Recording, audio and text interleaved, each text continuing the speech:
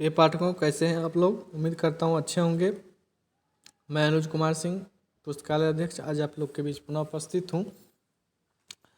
आज बात करेंगे B.O. चिदम्बरम पिल्ले के जीवन परिचय को जानेंगे।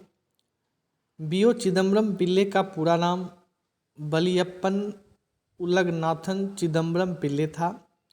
वे तमिलनाडु के एक राजनेता एवं स्वतंत्रता संग्राम सेनानी थे। वे बाल गंगाधर तिलक के शिष्य थे। वे VOC से विख्यात तथा कपलोट्टी तमिलियन नाम से भी जाने जाते हैं। उन्हें भारतीय जलयान उद्योग को सम्मानजनक स्थान दिलवाने के लिए याद किया जाता है, परंतु वे एक महान स्वतंत्रता संग्राम सेनानी भी थे। भारतीय जहाज कंपनी शुरू करने के कारण उन्हें अंग्रेज सरकार ने अत्यधिक प्रताड़ित किया।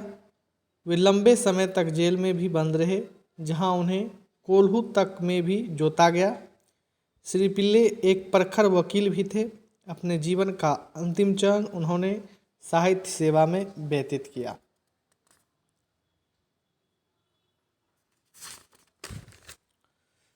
अब उनके प्रारंभिक जीवन को भी जानना आवश्यक है। V.O. चिदम्बरम पिल्ले का जन्म 5 सितंबर 1872 ईस्वी को भारत के तमिलनाडु राज्य के अंतर्गत तूतीकुकुडी जिला स्थित अट्टीपीडारम में हुआ था। वे एडवोकेट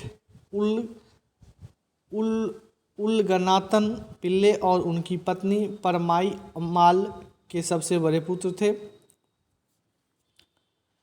इसी परिप्रेक्ष्य में राजनीतिक जीवन को भी जानना आवश्यक है। सन 1890 और 1900 ईस्वी के दशक में भारतीय स्वतंत्रता और स्वदेशी आंदोलन की मांग उठ रही थी, जिसका नेतृत्व भारतीय राष्ट्रीय कांग्रेस के बाल गंगाधर तिलक और लाला लाजपत राय कर रहे थे। सन 1892 ईस्वी से चिदम्बरम तिलक महाराज के व्यक्तित्व से बहुत प्रभावित होकर उनके शिष्य बन गए और सुब्रमण्यम शिवा और सुब्रमण्यम भारती के साथ साथ चिदम्बरम मद्रास प्रेसिडेंसी के मुख्य प्रवक्ता बन गए। V.O. चिदम्बरम पिल्ले ने स्वदेशी प्रचार सभा, धर्म संघ,